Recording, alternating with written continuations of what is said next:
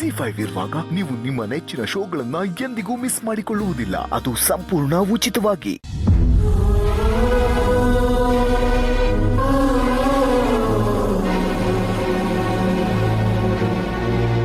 ಚಿನ್ನುಮರಿ, ಈಗ ನಿಮ್ಮ ಮನೆಯವ್ರಿಗೆಲ್ಲ ನಾವು ವಿಷಯ ತಿಳಿಸಾಯ್ತಲ್ಲ, ಈಗ ಖುಷಿಯಾಗಿರ್ಬೇಕು ತಾನೇ. ನೀವು ಯಾಕೆ ಬೇಜಾರು ಮಾಡ್ಕೊಂಡಿದ್ದೀರಿ ಮತ್ತೆ? ಹೇಗ್ರಿ ಖುಷಿ ಆಗಿರ್ಲಿ? ವೆಂಕಿ ಅಣ್ಣ ಅಷ್ಟು ದುಃಖದಲ್ಲಿದ್ದಾನೆ ಅಂತ ಗೊತ್ತಾದ್ಮೇಲೂ ನಾನು ಹೇಗೆ ಖುಷಿ ಪಡ್ಲಿ ಹೇಳಿ? ನೋಡಿ, ಮನೆ ಅಂದಮೇಲೆ ಇದೆಲ್ಲ ಇದ್ದಿದ್ದೇನೆ. ಇವತ್ತು ಜಗಳ ಆಡ್ಕೊಂಡಿದ್ದಾರೆ, ನಾಳೆ ಬೆಳಗ್ಗೆ ಒಂದಾಗ್ತಾರಪ್ಪ. ಆದರೆ ಈ ಸಮಯದಲ್ಲಿ ನೀವು ಹೀಗೆಲ್ಲ ಬೇಜಾರು ಮಾಡ್ಕೋಬಾರ್ದಲ್ವಾ? ನೀವು ಬೇಜಾರು ಮಾಡ್ಕೊಂಡ್ರೆ ಮಗುವಿನ ಆರೋಗ್ಯದ ಮೇಲೂ ಪರಿಣಾಮ ಆಗುತ್ತೆ ಚಿನ್ನುಮರಿ. ಖುಷಿಯಾಗಿರ್ಬೇಕು, ನೀವು ಅಳಬಾರ್ದು. ಓಕೆ? ಇಲ್ಲ ರೀ, ನಂಗೆ ಹಾಗಿರೋದಕ್ಕಾಗ್ತಿಲ್ಲ. ನನ್ನ ಕಣ್ಣು ಮುಂದೆ ಅವನೇ ಬರ್ತಿದ್ದಾನೆ. ನಂಗೆ ಅವನ್ನ ನೋಡ್ಬೇಕು ಅನ್ನಿಸ್ತಿದೆ. ಇಲ್ಲಿ ನನ್ನ ಖುಷಿಗಿಂತ ಅವನೇ ಹೆಚ್ಚಾಗ್ಬಿಟ್ಟ. ನನ್ನ ಬಗ್ಗೆ ಇವ್ರಿಗೆ ಕೇರೆ ಇಲ್ವಾ? ನೋಡಿ ಚಿನ್ನುಮರಿ, ನಿಮ್ಮ ಕಷ್ಟ ನನಗೆ ಅರ್ಥ ಆಗ್ತದೆ. ಮನೆ ಮಗನ ಹೊರಗೆ ಕಳಿಸಿರೋದು ತಪ್ಪೇನೆ. ಆದರೆ ಈಗ ನಾನು ನೀವು ಅದ್ರ ಬಗ್ಗೆ ಏನು ಮಾಡೋಕ್ಕಾಗತ್ತೆ ಹೇಳಿ? ನೀವಾಗಲೇ ವೆಂಕಿ ಅವ್ರ ಜೊತೆ ಫೋನಲ್ಲಿ ಮಾತಾಡಿದಿರಿ ತಾನೆ? ಅವರೇ ಧೈರ್ಯವಾಗಿದ್ದಾರೆ, ನೀವ್ಯಾಕೆ ಧೃತಿಗೆಡ್ತಾ ಇದ್ದೀರಿ? ರೀ, ಅವನು ನನ್ನ ಸಮಾಧಾನಕ್ಕೆ ನಗ್ನಗ್ತಾ ಮಾತಾಡ್ದ ಅಷ್ಟೇ. ಆದ್ರೆ ಅವ್ನ ಕಣ್ಣು ನೋಡಿದ್ರೇ ಗೊತ್ತಾಗ್ತಿತ್ತು ಅವನು ಎಷ್ಟು ದುಃಖದಲ್ಲಿದ್ದಾನೆ ಅಂತ. ನನ್ನನ್ನ ಅಪ್ಪ ಅಮ್ಮ ಅಕ್ಕನ್ನ ಅವನು ತುಂಬಾನೇ ಹಚ್ಕೊಂಡಿದ್ದಾನೆ. ಅವನಿಗೆ ಮಾತು ಬರ್ದೇ ಹೋದ್ರು ನಮ್ಮನ್ನ ಎಷ್ಟು ಪ್ರೀತಿಯಿಂದ ನೋಡ್ಕೋತಿದ್ದ ಗೊತ್ತಾ? ಅಂಥದ್ರಲ್ಲಿ ಅವನಿಷ್ಟು ಕಷ್ಟದಲ್ಲಿರುವಾಗ ನಾವು ಹೋಗ್ತಿದ್ರೆ ಹೇಗ್ರಿ ಆಗುತ್ತೆ? ನನಗೆ ಗೊತ್ತಿಲ್ಲ, ನನ್ನ ನೋಡ್ಬೇಕು, ನನ್ನ ಕರ್ಕೊಂಡು ಹೋಗಿ. ಚಿನ್ನುಮರಿ, ಈ ಸಮಯದಲ್ಲಿ ನೀವು ಟ್ರಾವೆಲ್ ಮಾಡೋದು ಸೇಫ್ ಅಲ್ಲ. ನೋಡಿ, ಇವಾಗ ಬರೀ ನಮ್ಮ ಬಗ್ಗೆನೇ ಇಲ್ಲ, ಮಗು ಬಗ್ಗೆನೂ ನಾವು ಯೋಚನೆ ಮಾಡಬೇಕು, ಅದರ ಆರೋಗ್ಯದ ಬಗ್ಗೆ. ರೀ, ನಂಗೇನು ಆಗಲ್ಲ ರೀ, ದೇವ್ರ ಮೇಲೆ ಭಾರ ಹಾಕಿ ಹೋಗೋಣ. ಐ ಆಮ್ ಸಾರಿ ಚಿನ್ನುಮರಿ, ಈ ಒಂದು ವಿಷಯದಲ್ಲಿ ನಿಮ್ಮ ಮಾತನ್ನ ಒಪ್ಕೊಳಕ್ಕೆ ನಾನು ತಯಾರಿಲ್ಲ. ನೋಡಿ, ಅವ್ರ ಕಷ್ಟ ಏನಾಗುತ್ತೆ ಅಂತ ನೋಡೋಕೆ ಹೋಗಿ ನೀವು ಕಷ್ಟಪಡೋದನ್ನ ನೋಡೋಕೆ ನಾನು ತಯಾರಿಲ್ಲ ಚಿನ್ನುಮರಿ. ಫೈನ್, ಬೇಕಾದ್ರೆ ಡಾಕ್ಟ್ರನ್ನು ಒಂದು ಮಾತು ಕೇಳೋಣ. ಆದರೆ ಇವಾಗ ಹೋಗೋದು ಸರಿಯಲ್ಲ ಅಂತಾನೆ. ರೀ, ಅಣ್ಣ ನೋವಲ್ಲಿದ್ದಾನೆ. ನಾನು ಅಟ್ಲೀಸ್ಟ್ ಹೋದ್ರೆ ಸ್ವಲ್ಪನಾದ್ರೂ ಸಮಾಧಾನ ಆಗುತ್ತೆ. ಅವನು ಅಷ್ಟೊಂದು ಕಷ್ಟದಲ್ಲಿದ್ದಾಗ ನಾವು ಹೋಗಿಲ್ಲ ಅಂದ್ರೆ ಏನ್ ಚೆನ್ನಾಗಿರುತ್ತೆ ರೀ?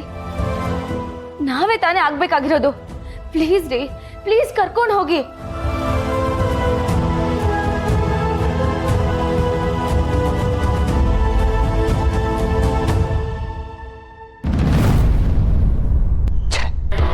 ನನ್ನ ನೆಮ್ಮದಿನೇ ಹಾಳು ಮಾಡಬೇಕು ಅಂತಿದ್ದಾರೆ ಅನ್ಸುತ್ತೆ ಇವ್ರ ಮನೆಯವರೆಲ್ಲ. ಅಲ್ಲ, ಇವರಿಂದ ಚಿನ್ನುಮರಿನ ಹೇಗಾದರೂ ದೂರ ಇಡೋಣ ಅಂತ ಟ್ರೈ ಮಾಡ್ತಾನೆ ಇದ್ದೀನಿ, ಆಗ್ತಾನೆ ಇಲ್ವಲ್ಲ. ಹೇಗಿರೋದು?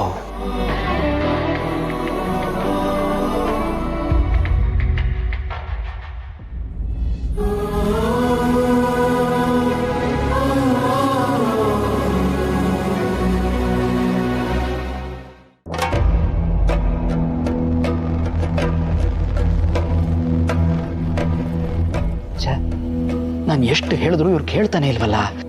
ಹೇಗೆ ಇವ್ರನ್ನ ಸಮಾಧಾನ ಮಾಡೋದು?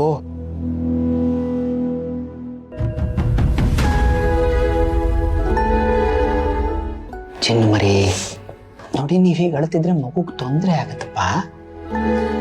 ಇಲ್ಲ ರೀ, ನೀವು ಏನೇ ಹೇಳಿದ್ರು ನಂಗೆ ಅಣ್ಣ ನೋಡೋ ತನಕ ಸಮಾಧಾನ ಇಲ್ಲ. ನೋಡಿ, ನಿಮ್ಮ ಮಾತನ್ನೇ ಒಪ್ಕೊಳ್ಳೋಣ. ಓಕೆ, ಈಗ ಈಗಿಂದೀಗಲೇ ಹೊರಡಕ್ಕಂತೂ ಆಗಲ್ಲ ತಾನೆ. ನಾಳೆ ಹೇಗೂ ನಾವು ಆಸ್ಪತ್ರೆಗೆ ಹೋಗ್ತಿದ್ದೀವಿ, ಅಲ್ಲಿ ಡಾಕ್ಟರ್ನೇ ಕೇಳೋಣ ನೀವು ಜರ್ನಿ ಮಾಡ್ಬೋದಾ ಅಂತ. ಅವ್ರೇನಾದರೂ ಹ್ಞೂ ಅಂದರೆ ನಾನೇ ಆಗಲೇ ನಿಮ್ಮನ್ನ ಅಲ್ಲಿಂದ ಕರ್ಕೊಂಡು ಹೋಗ್ಬಿಡ್ತೀನಿ. ಓಕೆನಾ? ಸರಿ, ಹಾಗೆ ಮಾಡೋಣ. ಆದರೆ ಆಸ್ಪತ್ರೆಗೆ ನಾಳೆ ಯಾಕೆ ಹೋಗಬೇಕು?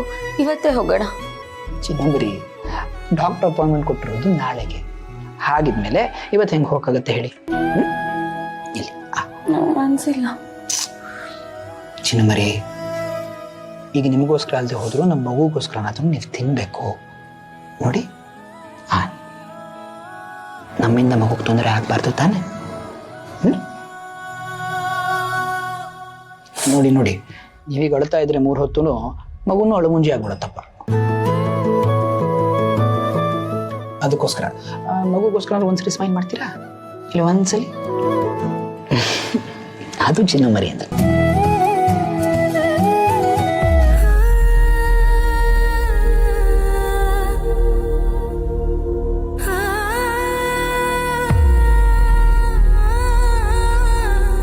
ವೆಂಕಿ,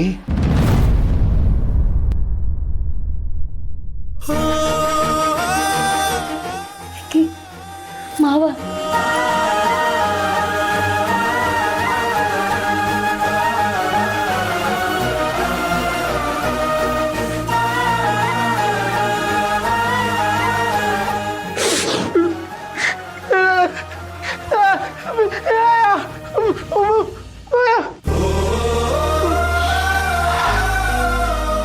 ನನ್ನ ಕ್ಷಮಿಸ್ಬಿಡಪ್ಪ, ನನ್ನ ಕ್ಷಮಿಸ್ಬಿಡೋ.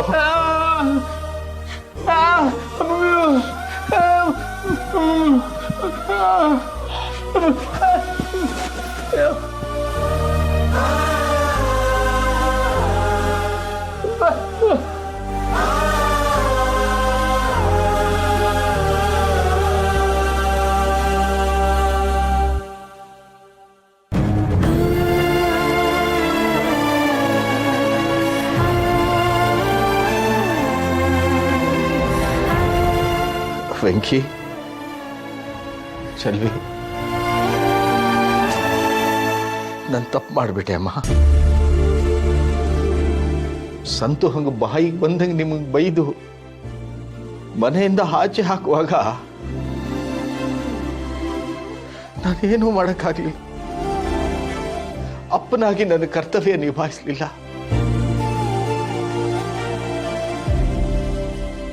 ನನ್ನ ಕ್ಷಮಿಸ್ಬಿಡು. ಅಯ್ಯೋ ಮಾವ, ಹಂಗೆಲ್ಲ ಹೇಳ್ಬೇಡಿ.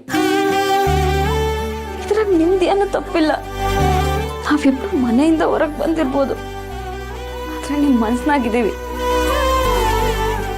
ನಮ್ಮ ಯಾಕೆ ನಿಮ್ಮ ಪ್ರೀತಿ ಐತೆ, ನಮ್ಗಷ್ಟೇ ಸಾಕು. ಹೌದು ಬೀಗ್ರೆ, ನಿಮ್ ಒಳ್ಳೆತನ ಎಂಥದ್ದು ಅಂತ ನನಗೆ ಚೆನ್ನಾಗಿ ಗೊತ್ತದೆ. ನೋಡಿ, ಒಳ್ಳೆಯವ್ರಿಗೇನೆ ಪರೀಕ್ಷೆ ಜಾಸ್ತಿ. ಪರೀಕ್ಷೆಯಲ್ಲಿ ಇವತ್ತು ಸೋತಿರ್ಬೋದು, ಆದ್ರೆ ಮುಂದೊಂದಿನ ಗೆದ್ದೇ ಗೆಲ್ತೀರ. ಮತ್ತೆ ನೀವೆಲ್ಲ ಒಂದಾಗ್ತೀರಾ ಅನ್ನೋ ನಂಬಿಕೆ ನನ್ಗದೆ. ಯೋಚನೆ ಮಾಡಬೇಡಿ ಬಿಗ್ರೆ.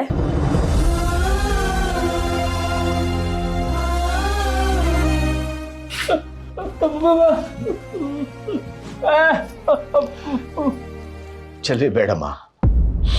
ನಾನು ಮನೆಯಿಂದ ಬರ್ತಾ ಮಾಡ್ಕೊ ಬಂದೆ.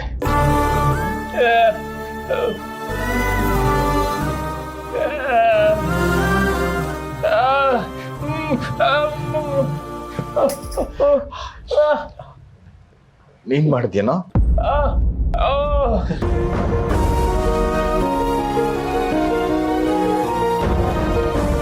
ಇಲ್ಲ ಮಾವ, ಸುಳ್ಳು ಹೇಳ್ತವ್ರೆ. ನಾನು ಇಬ್ರು ಅವಾಗಿಂದ ಬಲವಂತ ಮಾಡ್ತಾ ಇದೀವಿ. ಒಂದು ತುತ್ತು ತಿಂದಿಲ್ಲ. ಯಾಕೋ? ನೀನ್ ಯಾಕೆ ಊಟ ಮಾಡಿಲ್ಲ?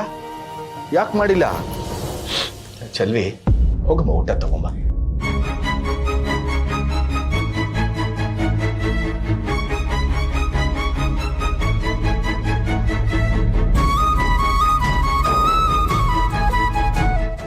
ತಗೋಪ್ಪ,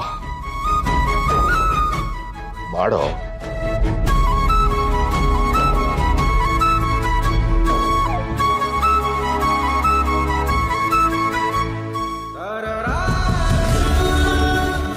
ZEE5 ಆಪ್ ಡೌನ್ಲೋಡ್ ಮಾಡಿ ಎಲ್ಲಾ ಸಂಚಿಕೆಗಳನ್ನು ಸಂಪೂರ್ಣ ಉಚಿತವಾಗಿ ನೋಡಿ.